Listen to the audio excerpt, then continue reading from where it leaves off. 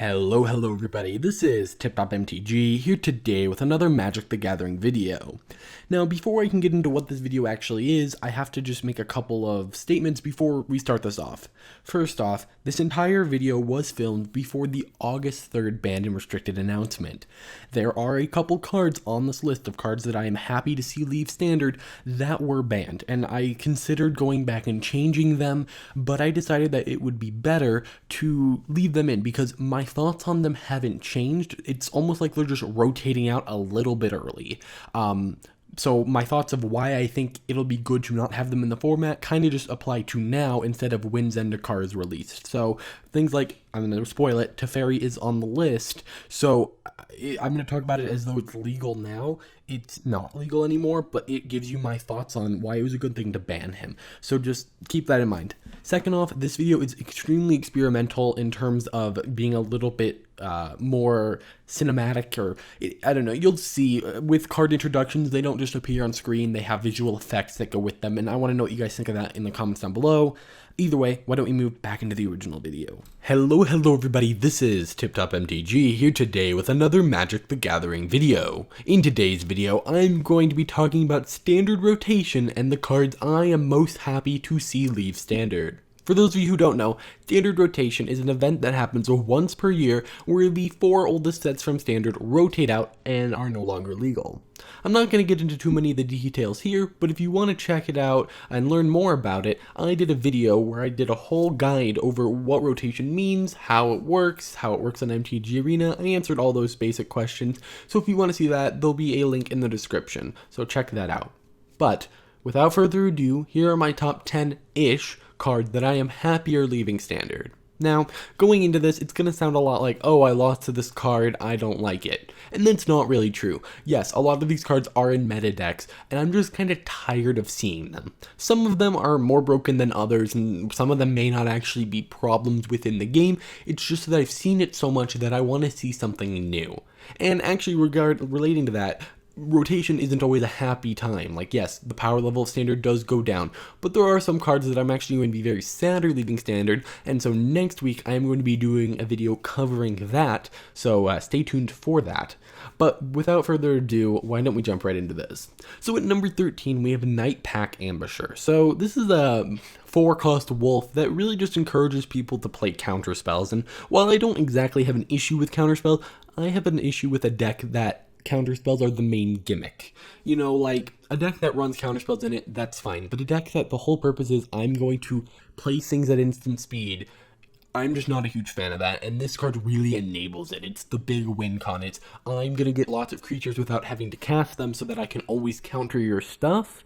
I'm not a huge fan of that, and also this list isn't in really any particular order outside of maybe the number 1 choice, but just it's not a great experience of, oh, you know, I just have to bait a counterspell out of their hand every single turn, and they're getting rewarded for it by this Nightpack Ambusher. So I really hope that with the fall of this card, we see Simic Flash kind of die out. I know it's not that big of an issue anymore, it's not fun to play against in any definition of the word fun.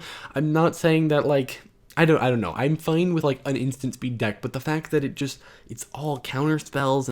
Similarly, Cavalcade of Calamities, this, while it doesn't see much play anymore either, was the bane of standard at one point where mono red, especially in a best of 1 format like on MTG Arena, was running rampant. And while it doesn't see as much play now compared to like Torbrand, Embercleave, you know, all of that, I am kind of happy to see it go. Now also in this kind of same mark, I'm going to say the stupid Flamekin, ultimate card in it right now that I'm excited to see go. I've been, you know, those 2 cards I feel like are a little bit too much for standard right now. And again, maybe they're not too powerful. Honestly, most of the problematic cards, as I would say, are staying in standard, but those 2 cards will be a nice little knockdown in power level and maybe speed. Because there are some decks that still do the whole Cavalcade of Calamity things, and again, I don't think it's really that powerful of a deck anymore. It's just also just a really annoying deck that has been kind of prominent since it's come out, so it's going to be nice to see it not in the meta.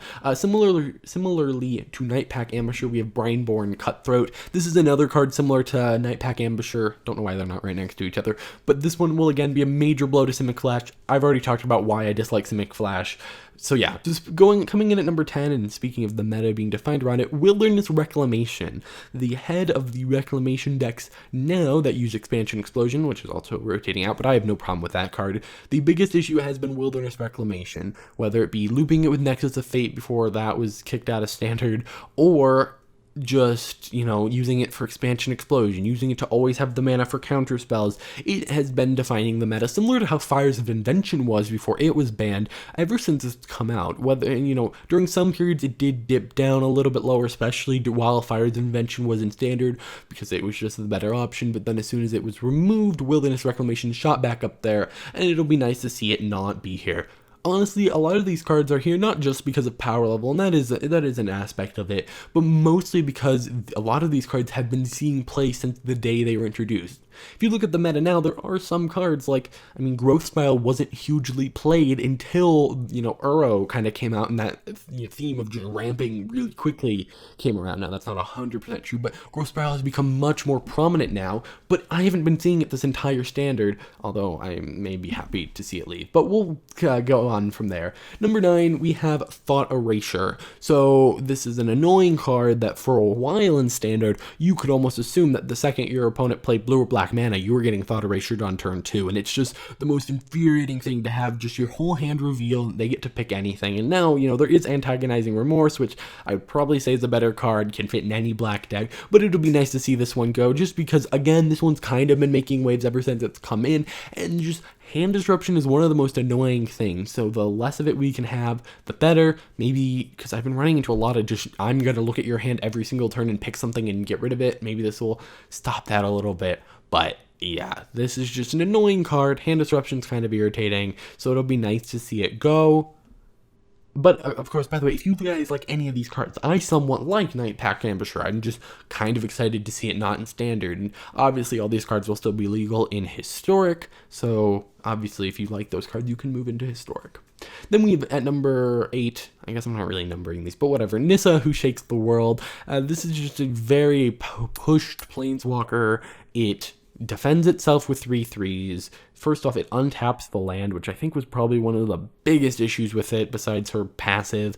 The fact that you can have 5 lands and then, say, play her, untap a breeding pool, use that to play Growth Spiral, to then put another land into play, then maybe with that extra land you're going to play something, is a little bit ridiculous. Obviously the doubling mana is absurd, and a key part of the ramp decks currently, like with Bant Ramp, it's really easy to get out a giant Hydrid Krasis or Ugin or any of that, so it'll be nice to see it not define the format. It has been always a good card. It hasn't always been meta, but it's just so good. The 3/3 lands with Vigilance and Haste, and it untaps it. It had too much value. And if you didn't kill it in time, it did still have that kind of ultimate. A lot of the time when, Planeswalkers have these really awesome passives, the incentive to kill it is already there because of the passive. But Nissa does have an ultimate you need to worry about. Now your lands, you don't have to worry about them being board wiped, and it's just been a little too much. And the fact that her lands are colorless now with Ugin means that if they have an Ugin, they can wipe all your creatures while all your lands remain untouched. So again, this probably sounds like I'm complaining because I lost to it. It's just right now it is so dominant and so quick and so powerful that seeing Nissa go will be very nice. Next, we have Midnight Reaper. This one, okay, it's more of a, it's going to be nice to depower the Rakdos Sacrifice decks. Do I think they're going to be gone? Maybe. They are losing, that, why can't I think of the name? The Devil that pings things. Mayhem Devil. And, this card and just good synergy payoffs. There's no more Judas. There's no more, although they don't really run Judas. There's no more Midnight Reaper. There's no more, Mayhem Devil. Why can't I remember that? But the issue is there's also still going to be a ton of other stuff like the cat combo, and I think honestly the cat combo is probably one of the most irritating things to run into, especially on MTG Arena. In paper you can kind of just be like, I tap, sack the cat, rebring back in the cat if you wanted. But like in Magic Arena, it just takes forever. You sit there for like 20 minutes while your opponent flickers this cat, bakes the cat into a pie, then feeds it back to the cat, and it's like, and I just hope that the depowering of this deck slightly, by getting rid of some of the other cards that work well with it, will depower it enough to where it won't see as much play. But I don't know. Midnight Reaper is kind of the card I think of, although it really hasn't been seeing as much play recently. So it's kind of hard right now. Recently, there's no room for these like decks that like to just generate value or just slowly chip away. It's either you want to win on like turn 4 with Rush, or you're going to get to Ugin and just wipe the board and win that way. It's one or the other, nothing in between. So recently, it hasn't been as big of an issue, but yeah.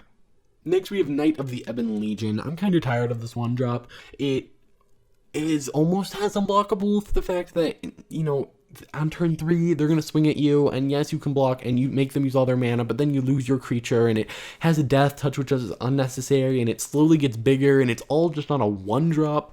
I just think it's a little too much, and it fits well in Black Devotion. It fits well in like a Rakdos Sacrifice deck. It fits well in a Knight deck. It fits well in a Death Touch deck. It just fits into too many things, and it's too cheap. If that costs 2, I would have no problem with the card, but I can't wait for it to go. Then we have Mass Manipulation. So this is one of the ones that isn't exactly meta, but it is irritating when someone cheats out 4 exclamations, and I'm like, okay, cool, just kill me. No, you're just going to take all my stuff. Why don't you just kill me? And it's like, gaining control of other people's permanents is not a fun thing to do. I'd rather you kill me than take all of my permanents. So I can't wait for this to go away and for me not to have to deal with it unless I'm playing Historic. Although, honestly, ever since Ugin's come out, I've kind of moved to Historic a little bit just because there are a lot more tools to deal with there. But, yeah, I will not be missing Mass Manipulation. At number 4, we have Scorched Bitter, kind of another remnant of the mono red deck. It's seeing a lot less play, still sees play, but now that Cavalcade isn't a thing, it used to be great because it was kind of a 2-1 that always had unblockable damage, which was nice for like chipping in at those Teferis that maybe you couldn't hit, and it was just always really good, especially with Cavalcade of Calamities, and it just, the one unavoidable damage, like with Cavalcade of Calamities, it does like 3 damage for 1, and it's just, I'm just tired of it. And that's all I have to say. This one might be one of my lesser, points that like, he just doesn't want to deal with it anymore. And that is the truth. I just don't want to deal with it anymore. Alright, at number 3, you have Hydroid Krasis. So this is one of the major payoffs besides Ugin for the ramp decks. And honestly, between this and the next card I'm about to mention, I think the Ugin ramp decks are going to take a serious hit and will no longer be number 1. First off, I would say probably Wilderness Reclamation decks are probably the best right now, followed by Ugin and Bant Ramp. The Reclamation decks are going to lose their key cards, so that's going to go away. The Bant Ramp deck is going to lose Hydroid Krasis, which, right now it's one of its only real ways to get back in the game in terms of having a full hand is just play a huge Krasis.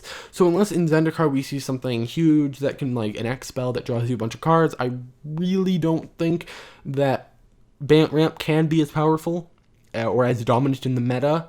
So that'll be nice. And it also loses one of its key cards, that being Growth Spiral. That's number 2. But my next card I want to talk about is Growth Spiral. This card is so fundamental. If you're running a Simic deck, you're running Growth Spiral. Whether you're a ramp deck or not, you have to keep up with everyone. Honestly, if you have a land in hand, it is a good card. You're paying 1 to draw a card and ramp. Everything you want to do. And the fact that it's instant speed's a little ridiculous. And I'm actually concerned for Zendikar because I have a feeling, it's the plain all of about exploring. And I am concerned that they are going to try and print Explore in it. And if they do, that is just slightly worse Growth Spiral. But it also has some advantages. For instance, so its disadvantage is that it's an instant. Or it's not instant, but its advantages. It doesn't need to be in Simic. It can let you play lands later in the turn. So if you were to, for instance, draw a land later, you can still play it. I just really hope they don't do that. I'm tired of the play an extra land. Fine, ramp with creatures. I want to be able to board wipe your ramp. But no, don't ramp by just dumping out a bunch of lands from your hand. Alright. Then at number 1, and I think everyone could see this coming, it's Teferi Time Raveler. This card, at its worst, is a 3-drop it's a 3-cost spell that says return target artifact, creature, or enchantment to its owner's hand, you draw a card. but it sticks around. It's not just that spell. It also says your stuff can't be countered. Everyone has to do everything on their turn. If you have counter spells in your hand, sorry, you don't get to use them. And hey, your board wipes are now instant speed, which is generally what the +1 is really used for. It's used to up his loyalty, and occasionally you'll have a Shadow of the Sky in hand, and you'll be like, haha, you thought you could swing at my Teferi? Poof, your board's dead. It is just the ultimate control planeswalker. You know, we're going to have Teferi in standard for another, you know, this rotation and the next rotation. No, we will not. This is our last rotation. So if they don't print Teferi again, it'll rotate next rotation, because core sets are in standard the least amount of time. But honestly, you know, it's better than the 5 cost Teferi, but Teferi Time Raveler is still just so annoying. It has so many applications, whether it's bouncing your stuff, bouncing your own Elspeth Conquer's Death so you can re-exile something. Just, it does too much for its mana cost, and it's in the worst colors for it. So, yeah. That's going to do it for this video. I want to know what you guys thought. I know this video might have seemed like just a giant rant about how certain cards, I've just seen them too much and they're just annoying to deal with and they've been here for too long and I'm happy they're going to not be in standard anymore. But that's just generally how I feel. I feel like right before rotation, I always kind of get this, you know, everything's still been here. It's just like, can you go away quicker, please? But I'm excited for rotation. Let me know what you guys are excited for leaving, and are you excited about rotation at all? Are you not? Let me know in the comments down below. If you enjoyed, please hit that like button, subscribe, and I'll see you in the next one. Bye.